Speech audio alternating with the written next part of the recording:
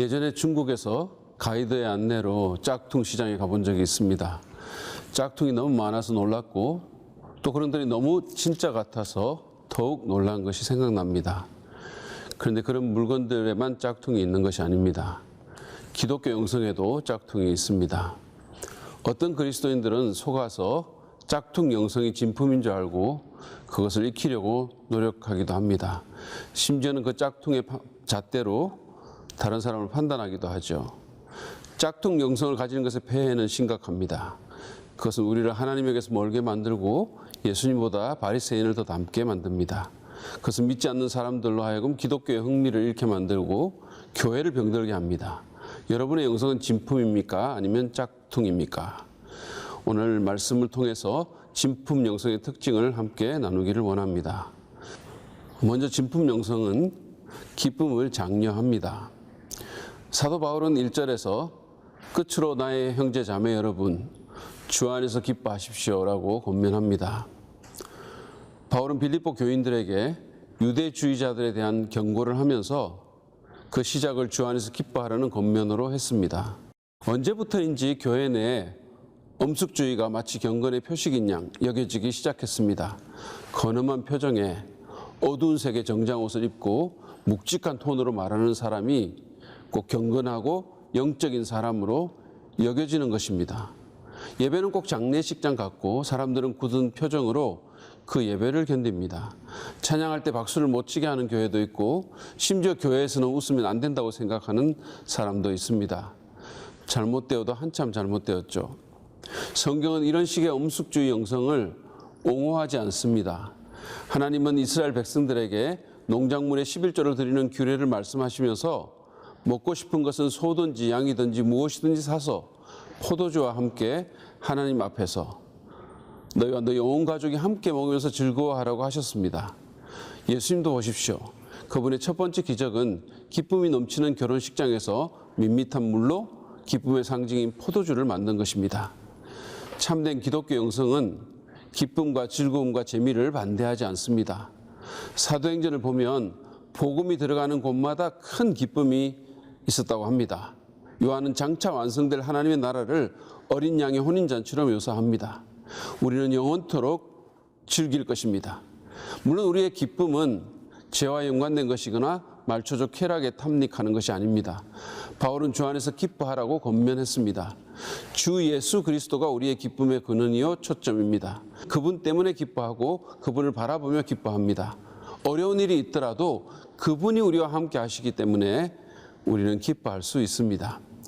그리스도인들은 다른 누구보다도 삶을 즐겨야 하며 다른 무엇보다도 기뻐하는 사람들로 알려져야 합니다.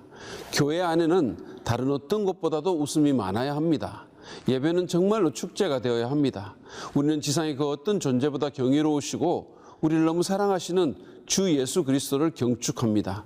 그러니 어찌 기뻐하지 않을 수 있겠습니까?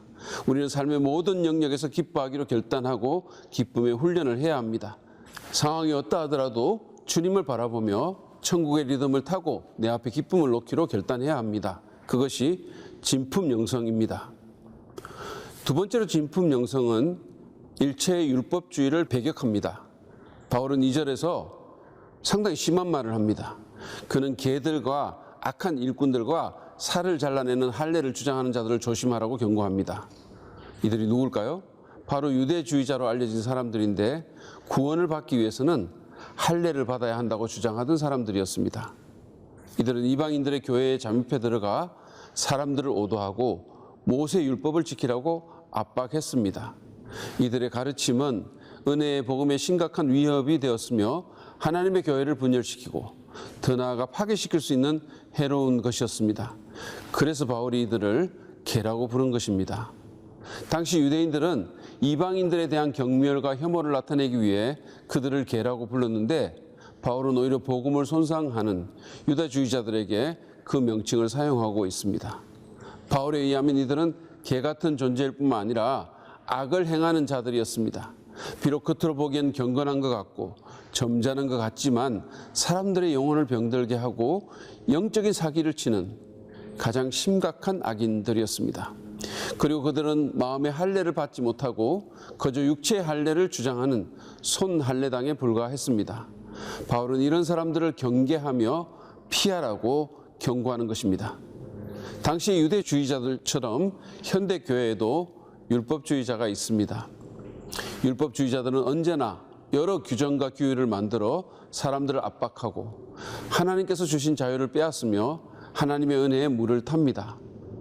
그들은 남자의 머리카락이 길을 덮지 않으면, 치마 길이가 무릎 아래로 내려오면, 극장 출입을 하지 않으면, 드럼 대신에 팀파니를 치면 하나님이 더 기뻐하실 듯이 말을 합니다. 바울은 이런 식의 율법주의자들을 조심하고 경계하라고 경고합니다. 왜냐하면 이들은 영혼을 병들게 하기 때문입니다. 우리의 영성은 율법을 지킴으로써 더 나아지지 않습니다. 오히려 하나님의 은혜를 깨달음으로써, 그리고 그 은혜가 우리 영혼 속에서 일하심으로써 더 아름답게 되는 것입니다. 하나님은 우리의 행위와 상관없이, 아니 우리의 행위에도 불구하고 우리를 사랑하십니다. 그리고 그것이 은혜입니다. 진품 영성은 하나님의 은혜 가운데서 자유를 누립니다. 갈라디아서 5장 1절에서 바울은 그리스도께서 우리를 해방시켜 자유를 누리게 하셨으니 굳게 서서 다시는 종살이의 멍에를 매지 말라고 신신당부를 했습니다. 물론 우리는 그 자유를 죄짓는 데 사용해서는 안 되겠죠. 우리는 방종이 아닌 참된 자유를 위해 부름받았습니다. 우리는 율법과 전통과 관습과 편견과 죄의 굴레에서 해방되었습니다. 우리는 하나님께서 만드신 내가 될 자유를 지니고 있습니다. 우리는 더 창의적으로 하나님을 섬길 자유를 가지고 있습니다. 여러분, 교회는 쿠키 제조 공장이 아닙니다. 사람이 영적으로 변한다고 다 똑같아지는 것은 아닙니다. 우리는 전통이나 규율이나 사회적인 압박으로 사람을 얽매려 하지 말고 서로에게 하나님이 만드신 자신이 될 자유를 주어야 합니다. 그러한 은혜 가운데서 우리의 영성은 건강하게 자라는 것입니다. 기억합시다. 진품 영성은 율법주의를 배격합니다. 대신 은혜 가운데서 참 자유를 누리는 것입니다. 마지막으로 진품 영성은 육신이 아닌 성령을 의지합니다. 2절에서 유대주의자들에 대한 격한 감정을 쏟아내었던 바울은 3절에서 진품 영성의 본질적인 특성을 열거합니다. 하나님의 영으로 예배하며 그리스도 예수 안에서 자랑하며 육신을 의지하지 않는 우리들이야말로 참으로 할례받은 사람입니다. 여러분, 정말 영적인 사람은 어떤 사람입니까? 바울은 그들이 하나님의 영으로 예배한다고 말합니다. 성령으로 하나님을 높인다는 뜻입니다. 뿐만 아니라 그들은 그리스도 예수 안에서 자랑합니다. 예수님께 온전한 신뢰를 둔다는 뜻이죠. 자신을 의지하거나 자신의 능력을 자랑하는 대신에 예수님을 의지하고 예수님을 자랑합니다. 그러므로 그들은 육신을 의지하지 않습니다. 유대주의자들은 자기들이 할례받았다는 사실을 영성의 배지처럼 생각했습니다. 그들처럼 짝퉁 영성의 소유자들은 인간적인 어떤 것을 내세우며 그것을 영적인 양 오해합니다. 그러나 진품 영성은 성령을 의지하며 성령의 능력을 내세우지요. 예수 믿는 사람들 가운데도 성령이 아닌 육신을 신뢰하는 사람들이 적지 않습니다. 자기의 의를 내세우고 새벽기도 출석을 내세우고 40일 금식기도 경험을 내세웁니다. 목사 장로 집안이라고 뻐기는가 하면 돈이 많다고 교회에서 특별 대우를 요구하는 사람도 있습니다. 어떤 사람은 사회적인 지위를, 어떤 사람은 학벌이나 학위를 내세웁니다. 인간적인 조건이나 배경, 자신의 종교적인 열심이나 도덕적인 의, 교파적 또는 교회적 배경을 내세우는 것은 육신을 신뢰하는 것입니다. 그것은 짝퉁 영성의 본질입니다. 우리는 육신이 아닌 성령의 능력으로 살고 섬겨야 합니다. 기억하십시오. 그 누구도 자기 힘으로 크리스찬의 삶을 살 수 없습니다.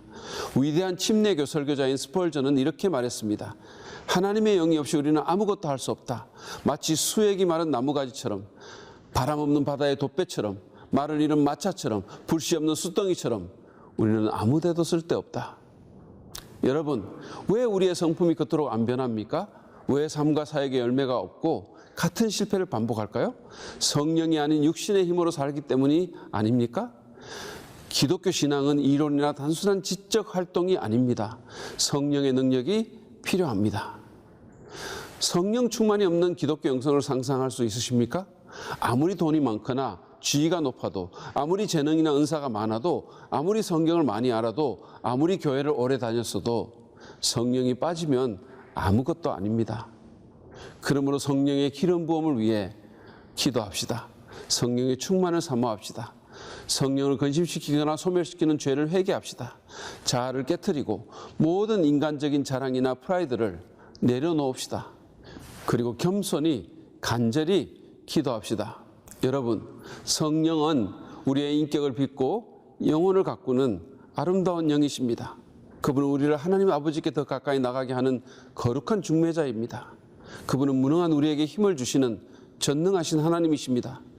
성령의 충만함을 구하십시다. 예측 가능하고 상식적인 기독교를 거부합시다. 주 앞에 무릎 꿇고 성령을 사모하면서 간절히 기도하는 저와 여러분 되기를 바랍니다. 서두에 말씀드린 것처럼 때로는 가짜가 더 진짜 같듯이 짝퉁 영성이 더 그럴듯하게 보이기도 합니다. 여러분은 어떠십니까? 진품 영성이라고 말할 수 있으신가요? 아니면 그럴듯한 모양만 있는 짝퉁입니까? 상황을 뛰어넘는 기쁨, 죄와 불필요한 규범에 얽매이지 않는 자유, 하나님의 능력과 은혜에 플러그인하게 하는 성령, 그런 것들이 있으십니까? 가짜로 살지 말고 진짜가 됩시다. 진품 영성으로 살게 해달라고 기도합시다. 성령의 능력으로 기뻐하며 하나님을 예배하며 주님 안에서 참된 자유와 은혜를 누릴 수 있게 해달라고 기도합시다. 육신을 의지했다면, 인간적인 어떤 것에 기대었다면 이 시간 다 내려놓고 주님만을 의지하겠다고 고백하는 은혜가 있기를 간절히 바랍니다.